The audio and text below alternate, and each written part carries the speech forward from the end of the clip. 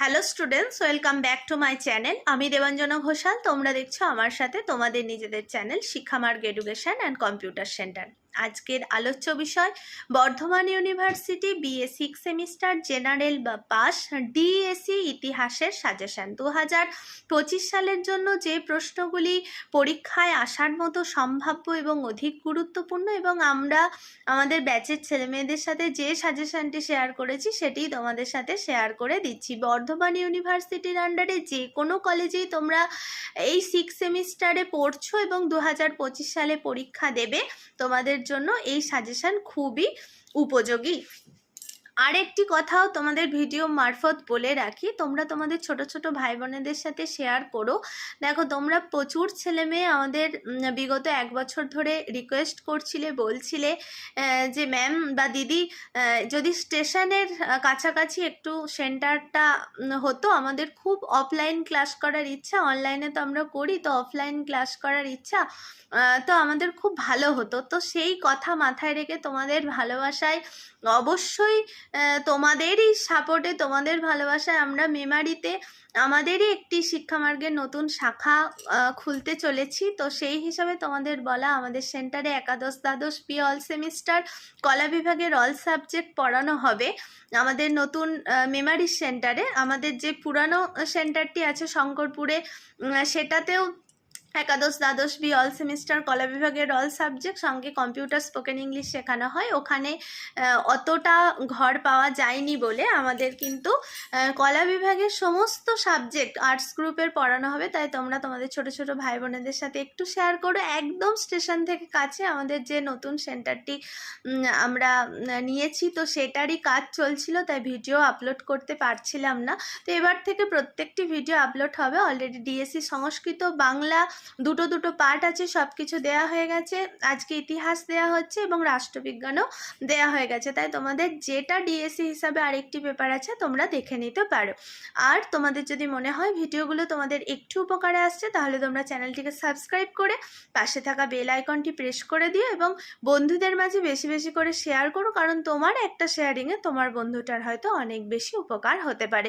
আর তোমরা যারা যারা আমাদের সেন্টার থেকে নোটস পারচেস করতে চাইছো, কিনতে চাইছো, 8609778925 এই হোয়াটসঅ্যাপ নাম্বারে মেসেজ করো, তোমাদের সমস্ত ডিটেলস বলে দেওয়া হবে। তাহলে চলো আজকের আলোচ্য বিষয়ে প্রবেশ করা যাক।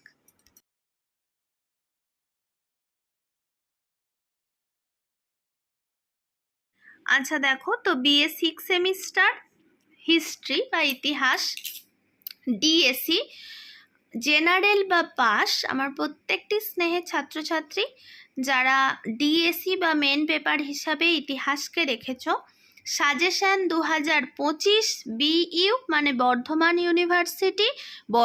ইউনিভার্সিটির আন্ডারে যে কোনো কলেজেই তোমরা পড়ো না কেন, এবং ডিএসসি বা তোমাদের মেন পেপার হিসাবে তোমরা ইতিহাসকে রেখেছো, তোমাদের জন্য এই সাজেশন প্রস্তুত করা হয়েছে। কোয়েশ্চেন মার্ক হিসাবে 5 ও 10, মানে এই যে প্রশ্নগুলো তোমাদের সাজেশনে দেওয়া হয়েছে সেগুলি 5এও আসতে পারে অথবা 10এও আসতে পারে। আর এই আমাদের হোয়াটসঅ্যাপ নাম্বার সেন্টারের 8609778925 এই নাম্বারে তোমরা মেসেজ করলে, তোমরা যদি আমাদের সেন্টার থেকে নোটস কিনতে চাও, তাহলে তোমরা এই হোয়াটসঅ্যাপ নাম্বারে মেসেজ করো, তোমাদের সমস্ত ডিটেলস বলে দেওয়া হবে। তাহলে চলো, তো প্রথম প্রশ্ন যেটা আছে, নেপোলিয়ন কোন মহাদেশীয় ব্যবস্থা চালু করেন? এর সাথেই নেপোলিয়নীয় সংস্কারের বিবরণ দাও। দেখো, প্রশ্ন তো এখন ঘুরিয়ে ঘুরিয়ে দিচ্ছে, তাই একটা প্রশ্ন কত ভাবে আসতে পারে সেটি কিন্তু তোমাদের কাছে তুলে ধরা হয়েছে। আমাদের সেন্টারের ছেলে মেয়েদেরও আমরা দিয়েছি এবং সেটাই তোমাদের সাথে আলোচনা করে দিচ্ছি। তারপরে নেপোলিয়ন বোনাপার্টের পতনের কারণগুলি লেখো। অর্থাৎ 5 হিসাবে তোমাদের যদি প্রশ্ন আসে তো এইভাবে প্রশ্ন আসবে, আর শুধু 5 হিসাবে এলে যে কোনো একটা তোমাদের দেবে। 2 নম্বরের প্রশ্ন, ফরাসি বিপ্লব সম্পর্কে আলোচনা করো। এর সঙ্গে সঙ্গে ফেব্রুয়ারি বিপ্লবের কারণ কি? 3 নম্বরের প্রশ্ন, মেটারনিখ কে ছিলেন, তার সঙ্গে তিনি কিভাবে ইউরোপে একটি রক্ষণশীল ব্যবস্থা গড়ে তুলেছিলেন তা লেখো। 4 নম্বরের প্রশ্ন, জার্মানির ঐক্য সাধনে বিসমার্কের ভূমিকা লেখো। 5 নম্বরের প্রশ্ন, ইউরোপের ইতিহাসে ক্রিমিয়া যুদ্ধের তাৎপর্য আলোচনা করো। 6 নম্বরের প্রশ্ন, ফ্যাসিবাদ ও ন্যাৎসিবাদের তুলনামূলক আলোচনা করো। 7 নম্বরের প্রশ্ন, ত্রিশক্তি আঁতাতের পটভূমি ব্যাখ্যা করো। ত্রিশক্তি আঁতাত খুব গুরুত্বপূর্ণ প্রশ্ন, 5, 10 দুভাবেই আসতে পারে, যে কোনো একটা ভাবে তো আসবেই। 8 নম্বরের প্রশ্ন, মুক্তিদাতা জার কাকে বলা হয় এবং কেন বলা হয় তা নিজের ভাষায় লেখো বা ব্যাখ্যা করো। 9 নম্বরের প্রশ্ন, প্রথম বিশ্বযুদ্ধের কারণ ও ফলাফল ব্যাখ্যা করো। 10 নম্বরের প্রশ্ন, দ্বিতীয় বিশ্বযুদ্ধের অগ্রগতির বর্ণনা দাও। তার সঙ্গে সঙ্গে ভার্সাই চুক্তি দ্বিতীয় বিশ্বযুদ্ধের কতখানি দায়ী ছিল তা আলোচনা করো। এবং তোমাদের আমি বারবার বলছি, তোমরা অবশ্যই 10 হিসাবে করে যাবে, কারণ 5 হিসাবে যদি করে যাও তাহলে প্রশ্ন উত্তরগুলো তখন বাড়াতে পারবে না। তো 10 হিসেবে করা থাকলে কিন্তু ছোট করেও তোমরা লিখতে পারবে। আচ্ছা, তারপর 11 নম্বরের প্রশ্ন, নব্য সাম্রাজ্যবাদ কি তার ব্যাখ্যা করো।